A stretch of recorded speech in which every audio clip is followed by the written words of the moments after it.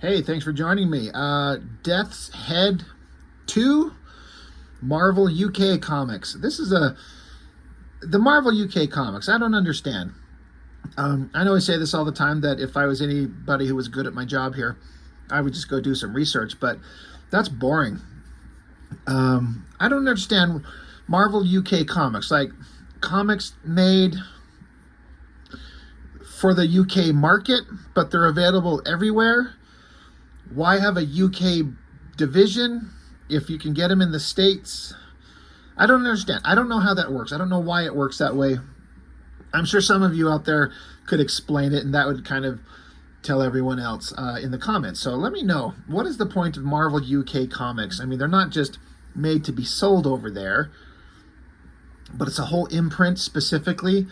Were there ever any of them that were really, really popular for any length of time? This Death's Head 2.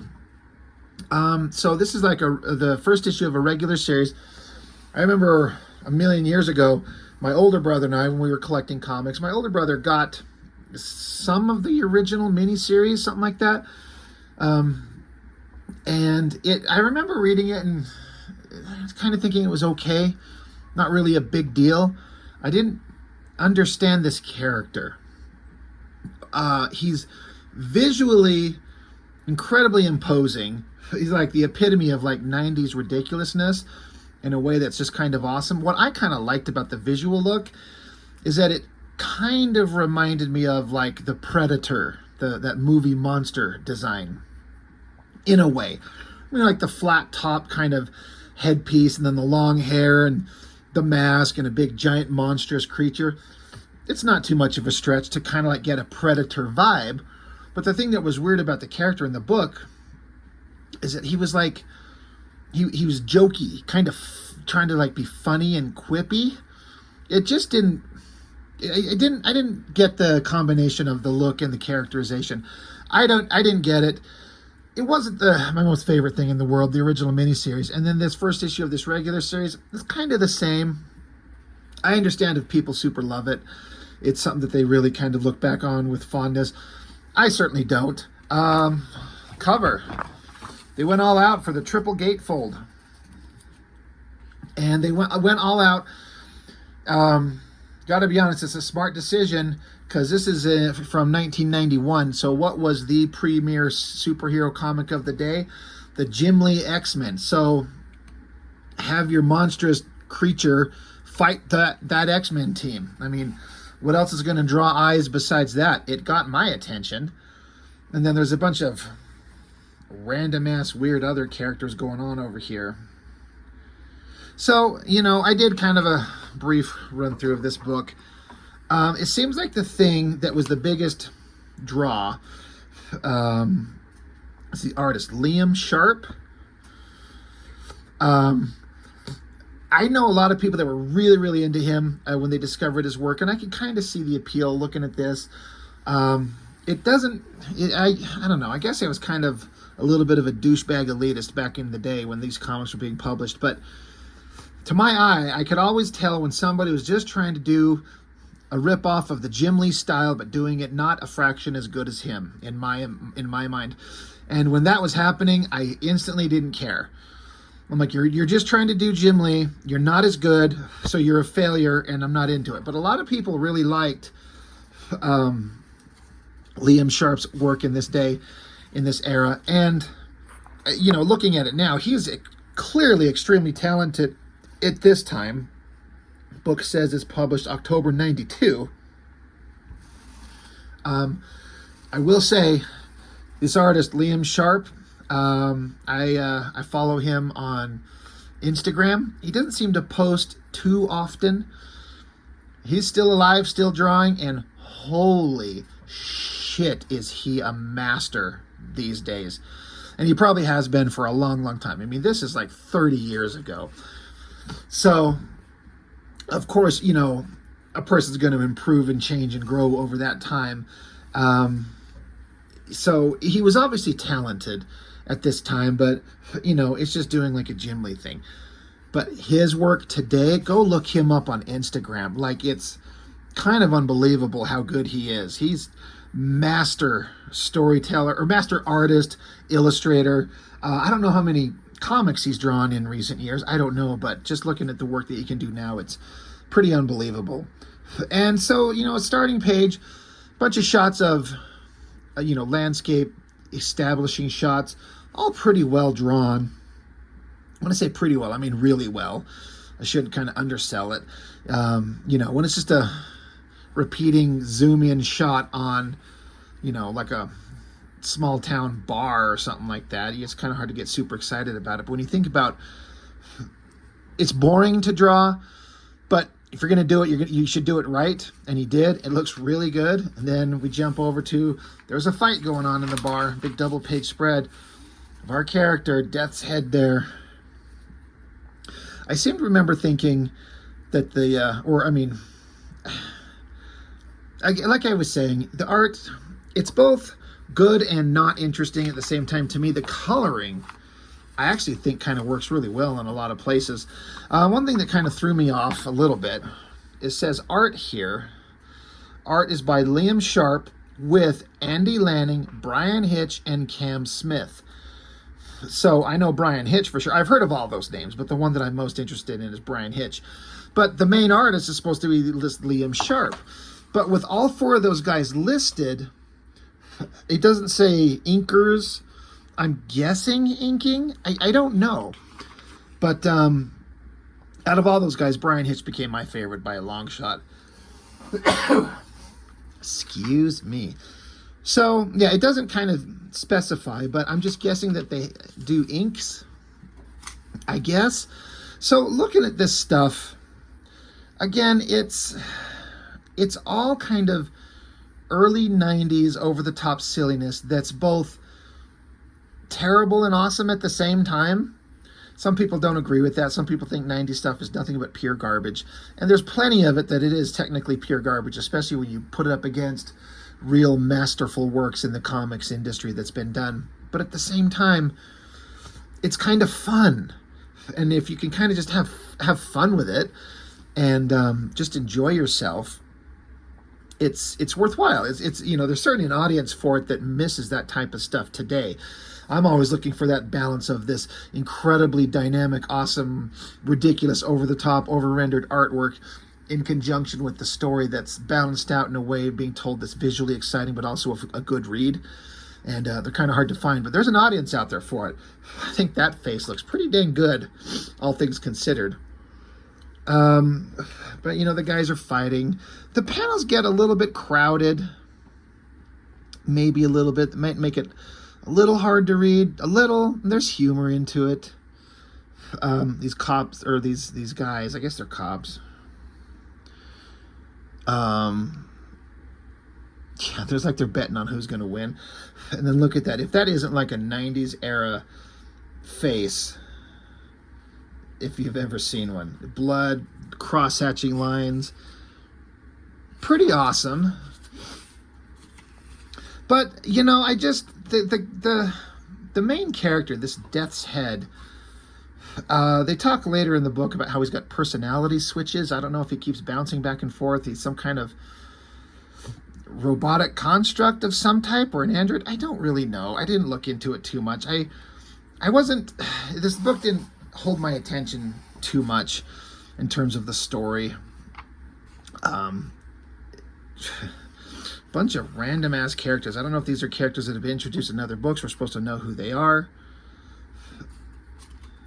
Some silly designs. We'll get into that. There was this funny scene. I did kind of get a chuckle at this. So the Death's Head guy is he was in this bar. I guess he just beat the shit out of... Did he beat the shit out of all these people? He's walking, and this Spawn-looking rip-off character is following behind him, and there's this pole. This is important in the visual storytelling. And the guy in the cape is following him, Death's Head, and the guy in the cape says, I am... Is it Wrathchild? I thought it was Wraithchild. No, Wrathchild. What a stupid name. Wrathchilde. Wrathchild. I am Wrathchild, scourge of the dark, nemesis of the world, Leviathan in the... And Death's Head just keeps walking. Did you see what I just did to the other brain donor?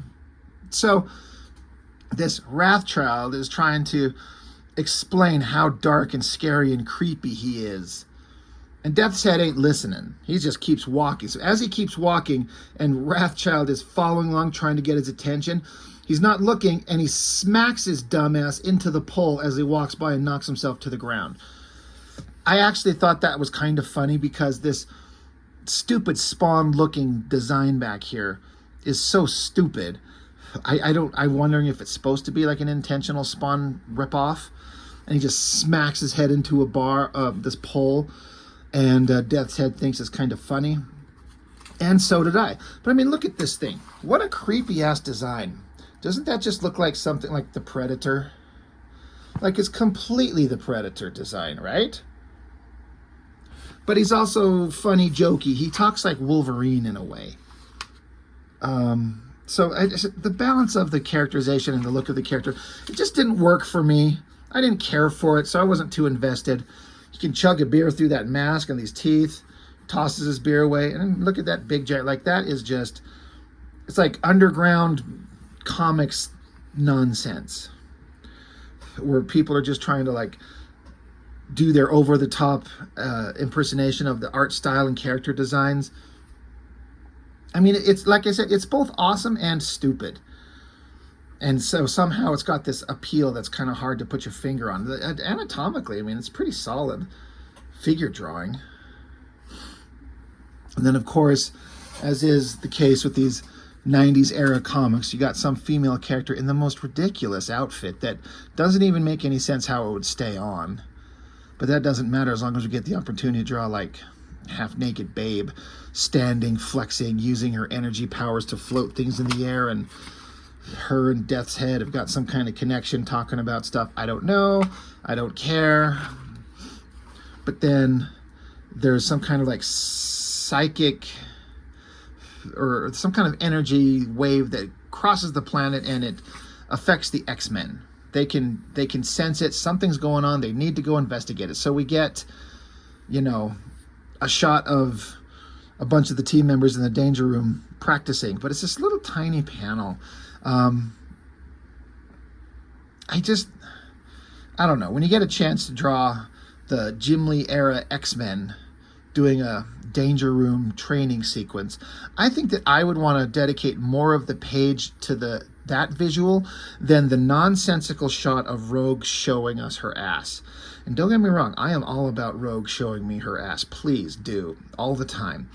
But in terms of what's going on here, like, you don't even know, because so you got Wolverine, Gambit, Jean Grey, and Colossus down in the danger room. And up here in the observation room, you see Psylocke, Cyclops, and Beast. And then you see Beast, Psylocke, Cyclops, and Jubilee. And they're like, all right, we'll prep the jet. And suddenly Rogue is like, and she says, I'll squirt the telemetry to the Blackbird on board, Hank. It's like, did she have to use the word I'll squirt and then pose her like that? But she wasn't even in the scene. It looks like Cyclops and Beast are literally staring at her ass. Don't get me wrong. Like I said, I'm all for, like, drawing the hot girls. Like, believe me, I'm on board with that. But it doesn't make any sense in a storytelling sense outside of, like, let's take the opportunity to draw the figure, the hot girl figure. Make this a nonsensical little tiny panel that just tells a story and saves us the ass shot and make the danger room sequence a bigger, more visually impactful thing. It really feels like kind of a goof up on choices made here. And again, I'm just assuming this is Liam Sharpe's pencils and other people inking him. Back over with Death's Head. He's fighting all those weird creatures. Just getting a bunch of shots to show him looking awesome, fighting monsters. Like, okay, that's fun. And then you got this girl and this guy standing there, and then they're able to, like, alter their forms. He becomes like a flaming, rotting corpse, and she gets glowing eyes and claws. And so they attack Death's Head, and they're talking about how awesome they are, and they're going to just take him out and defeat him. But he ain't defeated at all. And so we get the big splash page of him. I guess he can mutate his arm into different shapes. And then again, the dialogue that comes out of this Death's Head's character, he says sidekicks never around when you need them. As usual, I have to help myself, it seems. Now then, Barbs, Sonny, listen up and listen good. This is Death's Head talking to these two characters. He says, I'm your basic servo-assisted combat chassis, wrought from cold smelt molybdenum with fusion-powered motivators, multiple cerebrae input, whiskered titanium armor, and a bad attitude. Who do you think is going to win in the long run? That was all kind of ridiculous. But so he's some kind of, again, I don't know. Is he a robot with a human brain or something like that? Somebody tell me. That's kind of an okay splash page. It's kind of fine. I've just seen better from a lot of different other artists of the era. So they keep attacking him. She's flicking claws at him. It's bouncing off. Doesn't matter. Guy's trying to burn him. It's not affecting him. And then eventually we get down to the X-Men, or they arrive on the scene in their jet. I guess they just crossed the Atlantic Ocean and got over there real quick. And now Wolverine jumps down. I guess Wolverine fought Death's Head in the 4th issue of the limited series, but Wolverine doesn't remember for some reason. And so then the X-Men jump out, and they're all giving catchphrases, saying silly things. But that's kind of an okay shot. I wonder who's flying the jet, though. They're all jumping out. That's a pretty good shot of Beast. Very animalistic, good musculature. But yeah, here come the X-Men. So now it's Death's Head versus the X-Men, slashing at Wolverine, Cyclops blasting him. And then I guess they're going to go into this. They're trying to find something, a source of this energy that's going on. So Beast and Jubilee are trying to knock this door down. They can't get into it. And then again, the chick with the weird, ridiculous outfit is doing some weird magical thing. Again, I didn't read this thing in too much detail. I kind of just started skipping through it. I wasn't interested. But we do come back to Wrathchild. Now you get a better shot of this outfit. It's one of those that it's so stupid you can't help but think it's kind of awesome. But it is stupid. I mean, look at this mask, the way it's split down the middle. You could see his like hairy bare chest across this ridiculous cape strap thing crossing across his body. It's so stupid. And yet I kind of like it. But now he's talking about how awesome he is, and he knows his purpose, and I guess he's manifesting a flower. I don't know. I just don't get it. It's just ridiculous. So yeah, they finally get into this room, and it's like some other world. Yeah, Beast says some kind of dimensional gate, and it's closing. I don't know what's going on. The X-Men are still out there fighting Death's Head. Gambit's kicking him. Then Gambit gets knocked the fuck out, and then Rogue was going to go up and try and suck his powers out. I wonder if she was going to try and kiss him like she always does when she doesn't need to. But she does get skin-to-skin contact. But if he's a robot, why would this work? I don't know what because I don't understand Death's Head, who and what he is. But basically, she tried to absorb his abilities, his powers, his energy like Rogue's powers do, but it was so powerful, it was so overwhelming, it knocked her unconscious. So now Cyclops and Beast are like, oh God, this guy's serious, we got to take him down. So hit him with everything you've got. So I guess they do, and I guess it's kind of hurting him. What is this with this big triangular dick shield that Death's Head's wearing? This is a weird design element. But then, and it ends on a big splash page. That's pretty awesome. I really like the anatomy of this guy's body twisting and flexing as he's fighting the X-Men here. And it says, next issue, more confrontation with the X-Men. I never bothered with any more issues of this. It didn't appeal to me. It didn't feel right. It wasn't the X-Men. The art was okay, but not good enough to keep my interest, and the Death's Head character was too weird, so I didn't keep going with it. But my understanding is that this has a lot of people remember this with a lot of fondness. And so, I appreciate that, that people would like that. So I'm kind of curious as to what people found interesting about it. What was the appeal?